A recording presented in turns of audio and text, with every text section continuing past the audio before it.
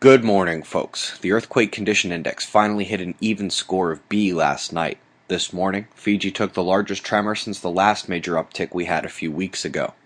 Let's go to the buoys. One of the new floaters in the Bay of Bengal is showing minor deviations this morning, but nothing major. The same can't be said for the anomalous readings north of Puerto Rico. Clearly it's some sort of data error because the coastlines might have noticed a 150-foot wave in the area, but we do often see those seafloor anomalies, or jolts, preceding larger tremors. And just a note while we're over here, for those new to the channel, you may be aware of the East Coast tsunami threat from the Canary Islands off West Africa, but we have evidence of historic landslides on the north side of Puerto Rico as well. This area is rumbling all the time, and a trigger here would shoot a massive tsunami up the coastline much faster than if it had to traverse the entire Atlantic Ocean. South America. Two lows of note, the east drawing a convergence back to Brazil while the south readies to do the same in about 2 days. You see a system off both sides of Australia. Both lows are rainmakers, but not in any real hurry to go anywhere. Once more, we see defined North Atlantic lows in a hodgepodge over the central continent. Purple shows the lows, and they're cresting from the west and shifting north out of the Mediterranean.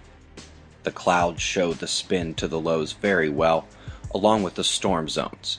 We see a small convergence in the U.S. that will not play much tonight. The real story is the low spinning in the Pacific at the U.S.-Canada border. She's twisting that moisture up onto the land, and it's raining on that line all the way east. Experts expected a CME impact last night around 450 kilometers per second and at around 30 protons per cubic centimeter. I thought both guesses were overkill, but it turns out they got the density correct. The speed, however, was indeed much weaker than the experts predicted, with a ceiling of only 400 kilometers per second ahead of the speedier coronal hole stream set to hit tonight or tomorrow. With the minor shock we did take, we are seeing some geomagnetic instability, sensitive meters on the floor with their hands covering their ears. That's the effect of the shockwave. The solar flaring remains incredibly low. The sunspots aren't to blame. Must be the coming grand minimum. Earth's magnetic connection to the sun is very close to the departing group, so that large delta forming at the lead is definitely worth a look, even though it's turning away from Earth.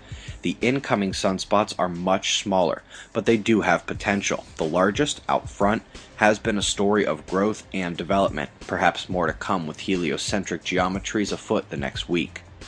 Right now, we have coronal openings north and south coming in. They both have significant power and will further ramp up the earthquake conditions soon.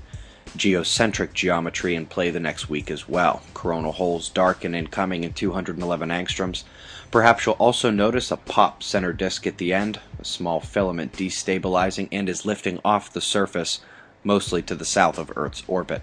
Current conditions and shots of our star to close. Eyes open. No fear. It's 6:30 a.m. Eastern Time, and that's the news. Be safe, everyone.